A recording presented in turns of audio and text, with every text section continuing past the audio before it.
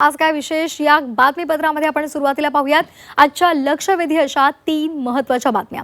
तर पहिली महत्त्वाची आणि लक्षवेधी बातमी आहे आदिवासी विद्यार्थी आंदोलनासंदर्भातील। विद्यार्थी आंदोलनावर तोडगा कधी निघणार असा प्रश्न आता उपस्थित केला जातोय।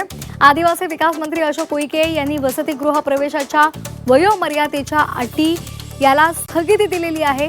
मात्र तरी सुद्धा इतर मागण्यांसाठी हे विद्यार्थी आपल्या आंदोलनावर ठाम आहेत। पुणे, नाशिक, नागपूर या ठिकाणी विद्यार्थ्यांचं आंदोलन सुरू आहे। पुण्यामध्ये अशोक उईके यांनी विद्यार्थ्यांची भेट घेतली, जवळपास 5 तास चर्चा केली, मात्र तरी सुद्धा यामध्ये तोडगा निघालेला नाहीये। त्यामुळे आता या संदर्भात कशा पद्धतीने तोडगा काढला जातो हे पाहणं महत्त्वाचं आहे। दुसरी मोठी बातमी आहे ती शिंदेंच्या शिवसेनेसंदर्भातील।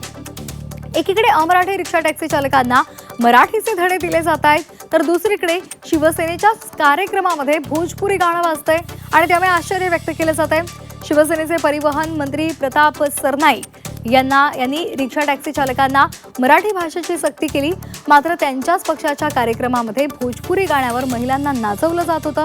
त्यामुळे त्यावरून आता विरोधकांनी टीका सुरू केली आहे। तर या संदर्भातली अधिकची माहिती सुद्धा आपण जाणून घेऊयात।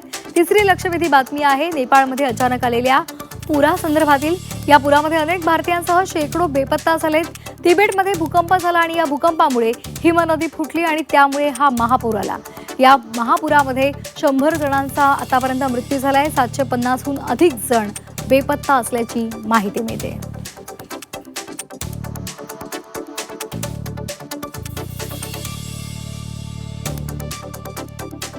तर या 3 महत्त्वाच्या बातम्या आहेत आणि यासह इतर महत्त्वाच्या बातम्या सुद्धा आपण या बातमीपत्रामध्ये पाहणार आहोत आणि त्या संदर्भात सविस्तर माहिती सुद्धा जाणून घेणार आहोत।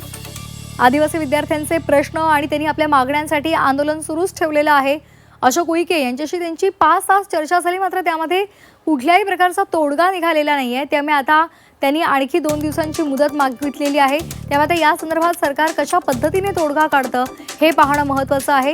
तर शिवसेनेच्या कार्यक्रमामध्ये भोजपुरी गाणं वाजलं, त्यावरून आता आरोप प्रत्यारोप आणि या संदर्भातल्या विविध प्रतिक्रिया सुद्धा समोर येत आहेत।